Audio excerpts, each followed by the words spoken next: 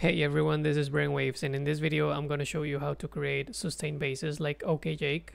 This whole project file is available on my Patreon as always, so check the link in the description if you want to get it, and let's get started.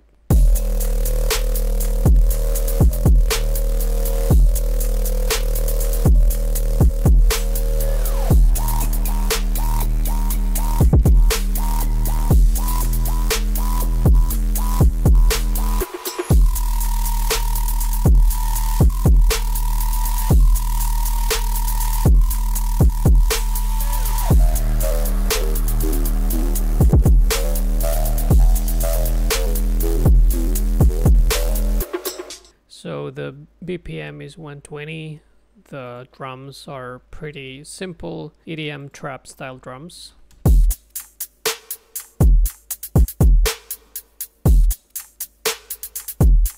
A couple of hi-hat loops. This one has Around the Head, which is a Ableton preset.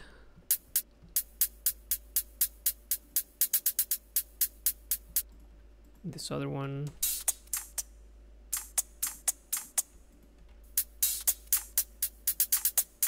Together they sound like that, and they help with the flow of the drop basically. Then I have like a couple drum fills. So moving to the basses, this is the first one.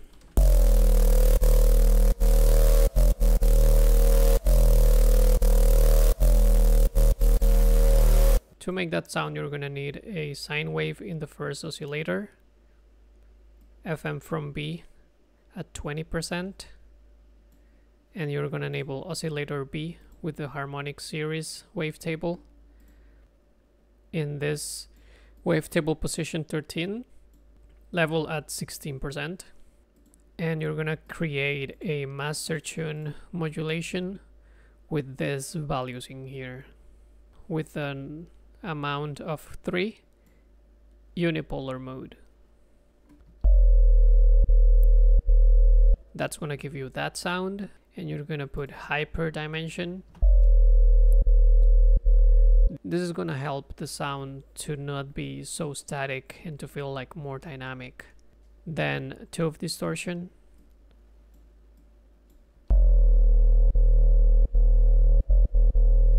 Compressor, multiband.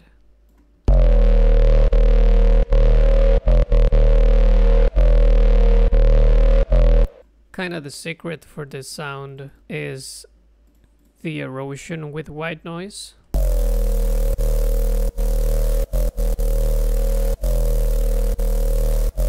And after that I just put an EQ with a small decrease in this area, just to avoid it getting too resonant. And to make the sound even a little bit more dynamic, I have put some automations. So you can see that I'm automating the volume of the oscillator B and the amount of FM from the oscillator A.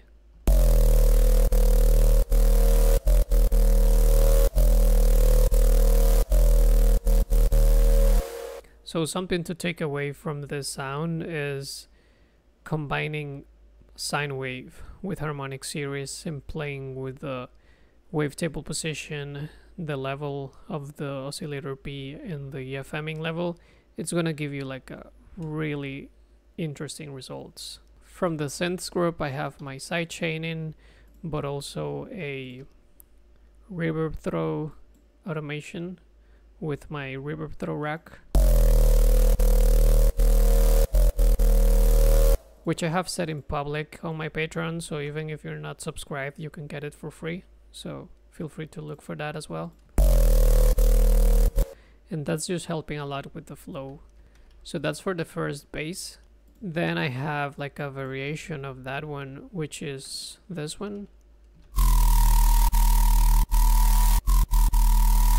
And the only thing that is different from the first one is the position of the harmonic series wavetable and the volume of the oscillator A. So as I said, just doing some small changes can give you like pretty interesting results. Now the response basses, they are a little bit more dynamic. So here is how this first one sound.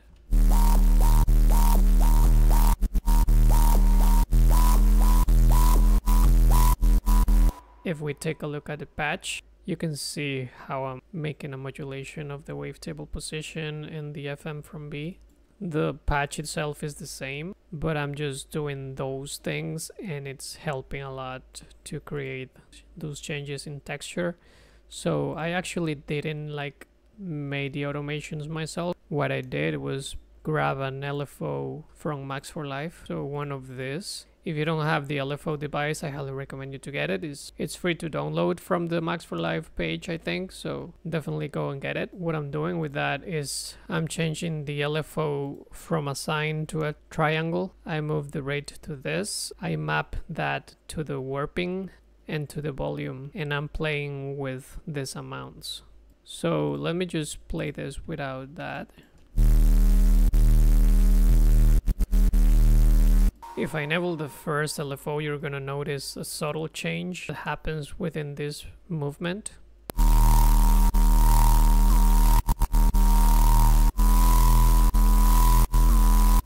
And then if I enable the second one, which is a square LFO going 1/4 rate and affecting the wavetable position, you're gonna notice how it drastically changes the sound.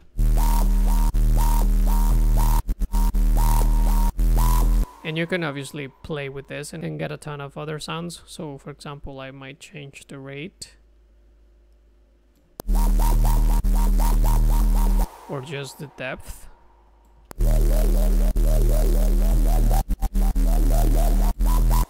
Or I could just change the shape of the LFO, let's say down.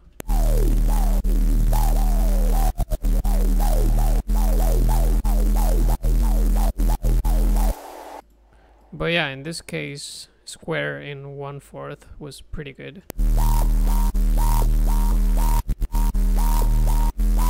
In the case that you don't know how to automate something from Serum, the only thing that you have to do is click on config and then click on the parameter that you want to automate, like the level, for example, and you're gonna get a new parameter in here to automate. So yeah, just what I would say is play with the LFOs in Max for Life and start just messing around and map them to things.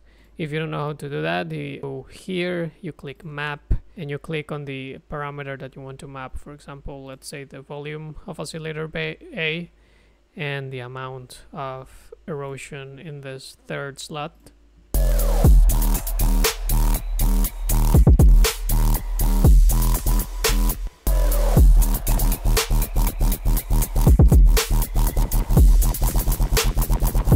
You don't need to automate all the time. You can take advantage of Max for Life devices. Now, with that same process in mind, it's how I created the second response base.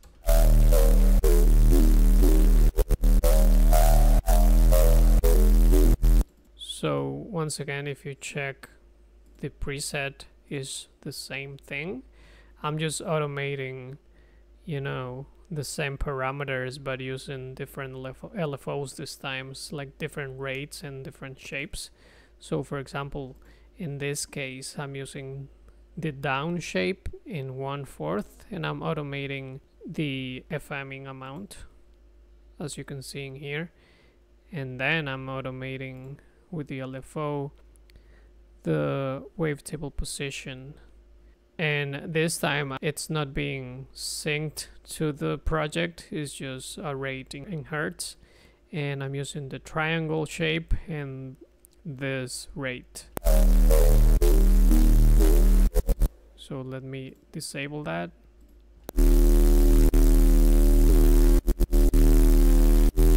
Now with this. And then this. So yeah, it's just a lot of fun to play with this. I'm not always sure what's gonna come out, but a lot of times it's some pretty cool stuff. Now to finish up, I just have some effects in the background. So these have a lot of echo and long reverb tails just to help with the vibe. So I have this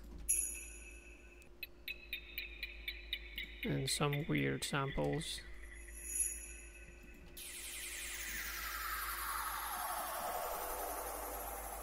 And then I have this other one, which also has a long reverb tail. So yeah, that helps to create the overall vibe for the drop. And that's pretty much it. So I hope this has been helpful. As I mentioned, this whole project file is available on my Patreon if you want to get it, along with a lot of other project files. And also I'm doing one-on-one coaching. If you're interested in music production lessons with me, feel free to check the link in the description for that. And please leave a like, comment, subscribe, and I hope I see you around.